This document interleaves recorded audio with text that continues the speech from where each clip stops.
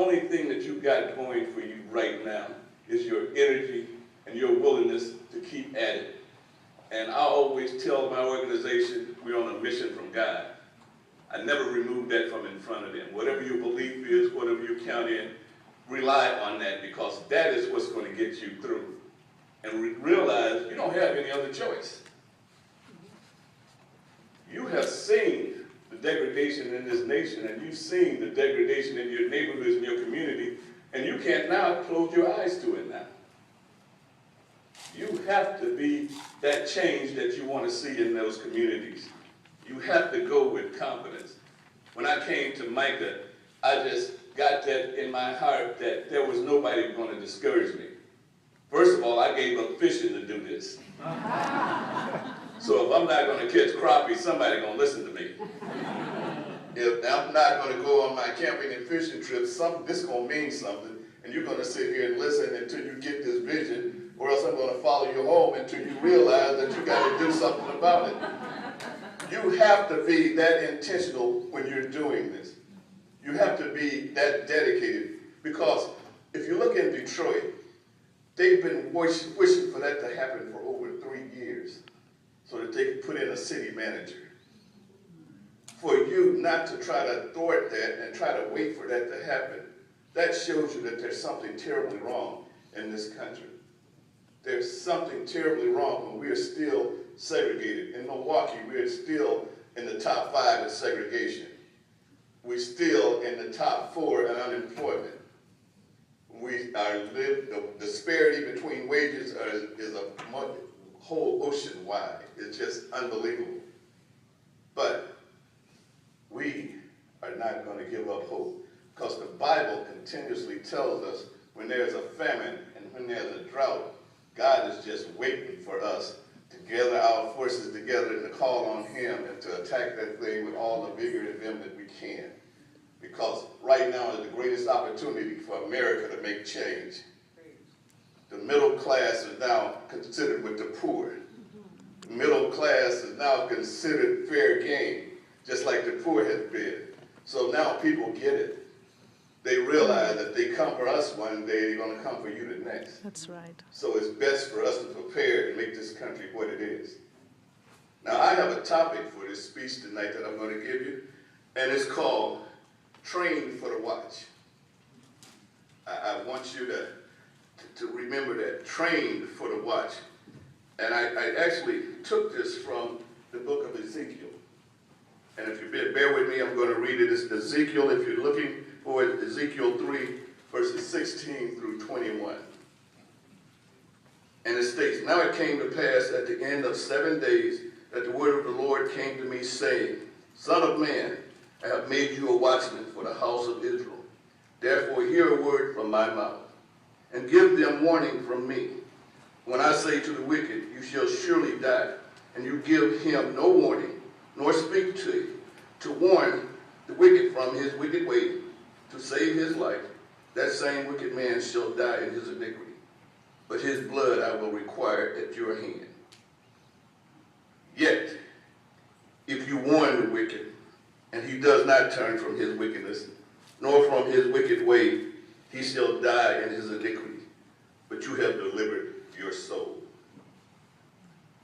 Again, when a righteous man turns from his righteousness and commits iniquity, and I lay a stumbling block before him, he shall die, because you did not give him warning. He shall die in his sin, and his righteousness which he has done shall not be remembered, but his blood I will require at your hand. Nevertheless, if you warn the righteous man that the righteous should not sin, and he does not sin, he shall surely live, because he took warning. Also, you will have delivered your soul." Ezekiel was appointed a watchman during the captivity of Israel. He was not a prophet when he went into captivity. God took him out of that captivity and told him that you are going to be a beacon of hope for those individuals that are in captivity. The Babylonian captivity was not slavery as we know it today. They actually put them in cities. They wanted to take their land. They wanted wanted to control them. They wanted to put their own leaders in place, but they did not prevent them from working and from being able to sustain themselves. But they were not able to feed from the greatest of the table. Now, when I looked at this looks a lot like government today to me. All our major city has housing projects where there's hopelessness, where people are not able to reach out and feed their families and get jobs as they're required to, but they're still supposed to pay taxes and contribute to the larger force, the modern day Babylon. What you have been done this week, what has happened to you, if you've been appointed watchman, that in your face, that negotiation, all of those things have charged you to be watchmen over your communities. You have to take that hope back. The watchman sat at the head of the village up in a tower and warned the villagers of any incoming danger, either from inside or from outside. You are that watchman now that God has appointed, and he is going to hold you appointable and accountable for what you did. He's going to make sure that you do the work that you were sent here to do, because there's nobody else. You talk to your neighbors. I know all of you. Talk to your neighbors and say there's nothing can be done. They're going to run the street every day. Look at those kids out in the street. There's nothing can be done for them. There's nothing can be done for the hopelessness. But God holds us accountable because we see.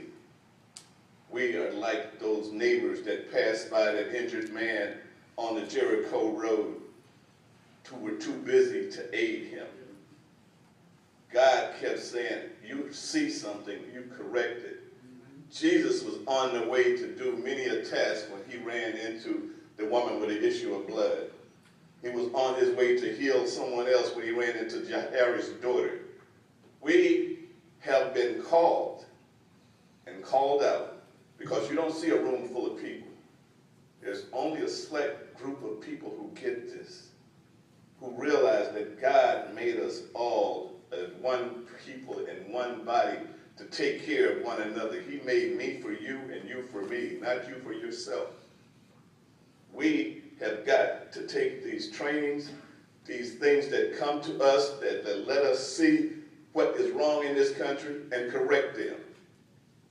I criticized President Obama last night for not standing up and just being a man and being the president, but he got my vote back today when he stood up and basically said, Trayvon Martin could have been me.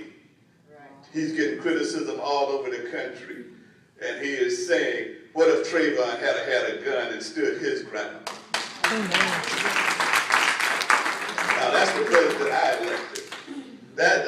That's who I want to stand up. Stop forgetting about these critics. Answer to the people. That's right. The people are hurting. They need a leader. They need somebody to feel what they feel. So what I said last night still goes, but he got one more credit for me today. We have got to be just that bold. I mean, what are somebody going to do? There's nothing else they can do to us.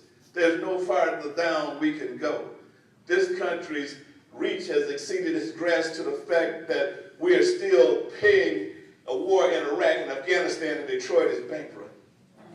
Amen. Syria is now calling on us to come and stop their war because we done meddled in everything else. They say, why don't you come meddle here again? We have got to realize that we have got to take care of this home before we can take care of anybody else. And we've got to make sure that we stop pitting our neighbor against neighbor. I keep telling people that if things were the way they were supposed to be, wouldn't nobody be in this country but Hispanics and Indians. That's right. We are all come here one way or another by immigration. So we cannot close those doors and close our minds to that. You have been appointed watchmen today. You've been appointed watchmen this week. This training is valuable. Some of you might go home the same way I did a few years ago, thinking I don't want to see them people again. Get in my face one more time and you just... But I tell you, everybody in my organization can tell you that I'm encouraging everybody to come. I say, if you only do it once, it gives you feel of what a national organization is. It gives you a feel of what a global organization is, and it gives you a feel of what you can do if you organize people, and if you don't give up, and if you just extend yourself just a little bit more. Because as Americans, we get comfortable. We don't like being uncomfortable. We don't like going out of our neighborhoods. We don't like going out at night. But God does not give you comfort in this work. He gives you peace in this work. There's a difference between peace and comfort. Peace means that once you have saved the soul of those individuals who God gave you charge of, you have a peace within your soul. But you have not that comfort because you know that there are more people who need saving. You have got to get out of your comfort zone. You have got to reach beyond what you think that you can do because you can do more. And you can organize more people. You can encourage more people because people are like following someone who's confident. And it doesn't have to be confident, it just has to be somebody who don't give up. Somebody who don't throw in the towel. Somebody who realizes that an organization can be brought back from the brink of bankruptcy if you just go out and do the work. I always tell my people, go do the work and let God do the rest. Just go out, because there are people hurting. In Milwaukee, we've had several neighborhood fights in this heat, just neighborhood brawls that have just broke out over nothing. One young lady had lost her life in a fight such as this.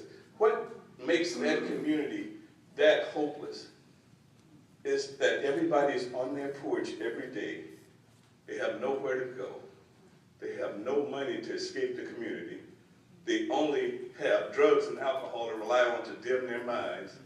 And by the end of the day, they are so frustrated and angry, they will take that anger out on anybody. And some of us look at that and say, somebody needs to do something about those people. Yes, somebody needs to feed those people. Somebody needs to get those people jobs. Somebody needs to encourage those people that they can stand up. And that's one of the greatest challenges you have. Those people who've been oppressed so long, those who've been down so long,